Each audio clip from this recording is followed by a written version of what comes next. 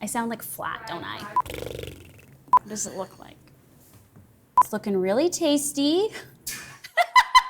Hey everyone, I'm Lauren Toyota and I'm hot for food. Chatelaine and I have teamed up to take all the creamy, cheesy, and sometimes meaty comfort foods you know and love and put a delicious vegan spin on them. On today's episode, classic chocolate cake. Let's vegan it.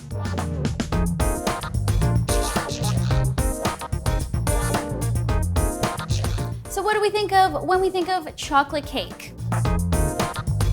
Well, it's gotta be chocolatey, obviously, sweet and moist. Now, baking is an exact science, and that's why everyone thinks there isn't a way to substitute ingredients to make it vegan friendly. But it is possible to make fluffy, melt-in-your-mouth baked goods without using your typical eggs, milk, and butter. So we're gonna use soy milk as part of our liquid ingredients, and a little trick for vegan baking is to add apple cider vinegar to the soy milk. Now this acidity curdles the milk, it thickens it, and therefore it acts like a buttermilk. And then that acidity combines with the baking soda to help leaven the cake. So you wanna just give it a stir and then set it aside while you combine the dry ingredients. Now when you're making a cake, if you want it to be nice and fluffy and perfect, more or less, you should sift all of your dry ingredients. So we're using all-purpose flour. You want to add alkalized or Dutch processed cocoa powder.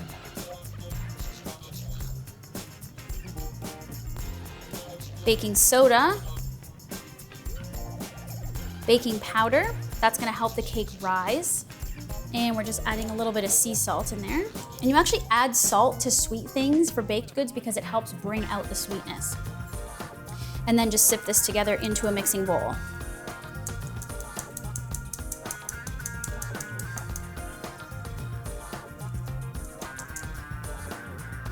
And then give it a stir to combine it really well.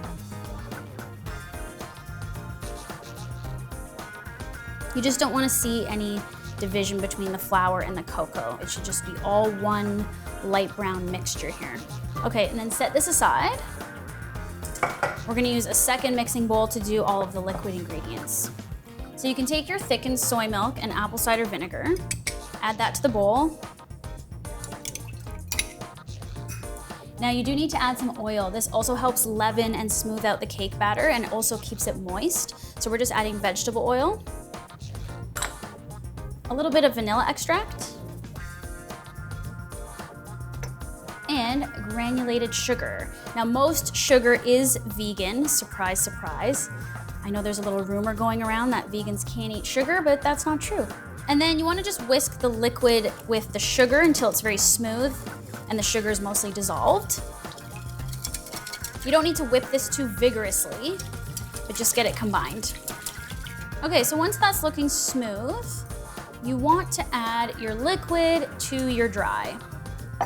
So have a spatula handy. Pour all of that in there. And then having a spatula is kind of key here because you're gonna fold the batter together, but you're not gonna over mix it. You do want small lumps in the batter.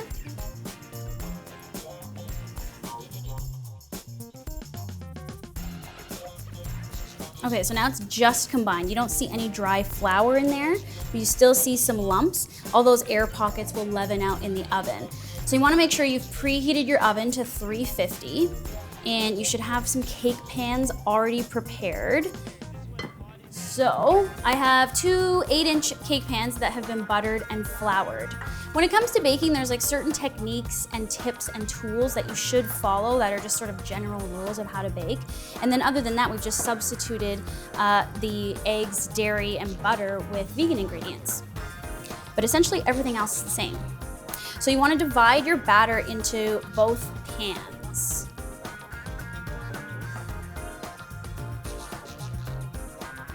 And the spatula is really handy right now because you want to scrape every last bit of cake batter into the pan.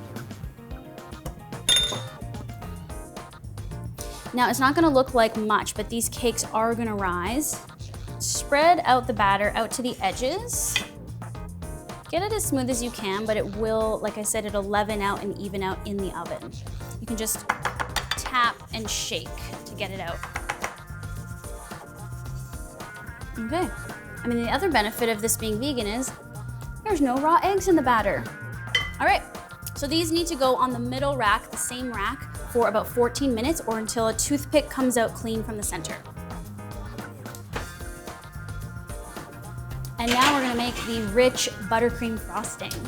All right, to make a vegan buttercream frosting, it's actually exactly the same as making a regular buttercream frosting, but we're gonna use a vegan butter substitute. And there are many of these on the market right now. They're made from plant-based oils that are non-hydrogenated, and they act the same way in baking as regular butter, and they have the same texture and taste as well. So it needs to be cold butter that you've cut into cubes like this, and you can add it to a stand mixer, or you could use a food processor or a hand mixer as well.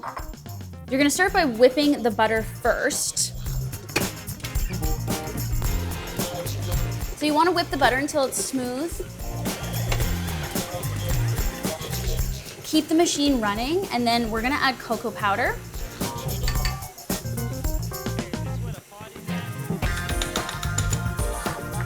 And I'm gradually gonna add a cup of powdered sugar,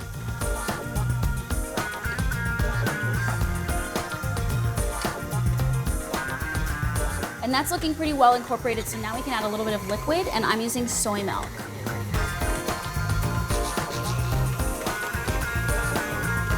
I'm adding vanilla extract next.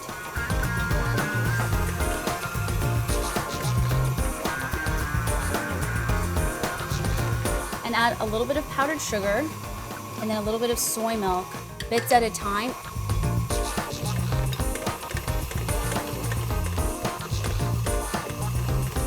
Until you get this smooth, fluffy buttercream frosting.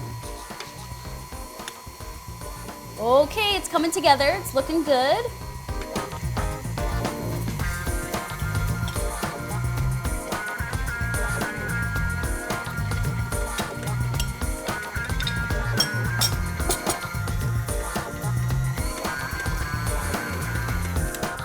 All right, we got a thick and rich and creamy, fluffy buttercream. Oh yeah. Look at that. And now we are ready to frost our chocolate cake. All right, this is the fun part. And before you get started, you need to make sure that your cakes are completely cooled from baking. You can't put frosting on warm cake. So you can even do this the night before. I'm gonna take one layer and take the flattest side, which would be the bottom, put the bottom down. And then you're gonna take about 1/3 of the icing and do the center layer. Now, having the right tools, again, is pretty important here. You want like a nice icing spatula. I mean, don't treat this too precious. Your cake does not have to be perfect. You're not selling it. You're just giving it to your friend or making it for yourself. I'm only like kind of good at this. Try to get this center icing as even as possible so that when you cut into each slice, they look uniform. This is deep, meditative icing.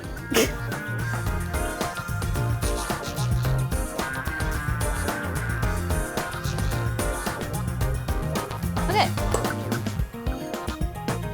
Now take your second layer, and you actually want to place it bottom side up so that you have a flat surface on top. Now here, you can fill in this gap with frosting too, just so it's really smooth.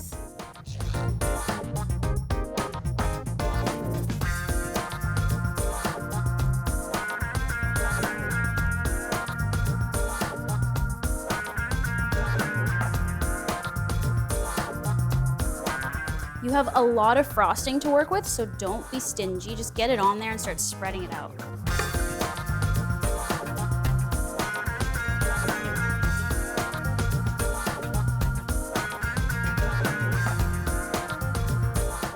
Is this boring? I'm close, I swear.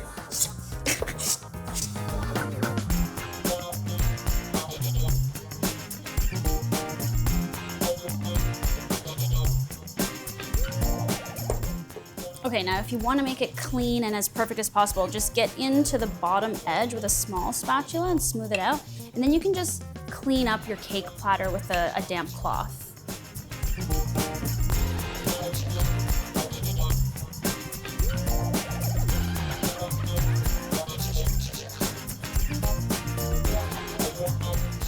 there we go, ta-da!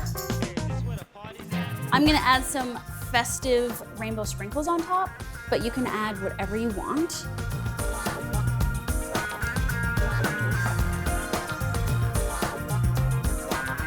Oh my God, there it is.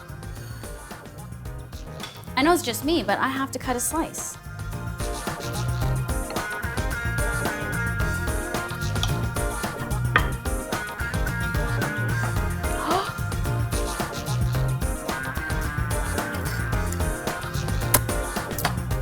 And there it is, the classic chocolate cake. That's how you vegan it.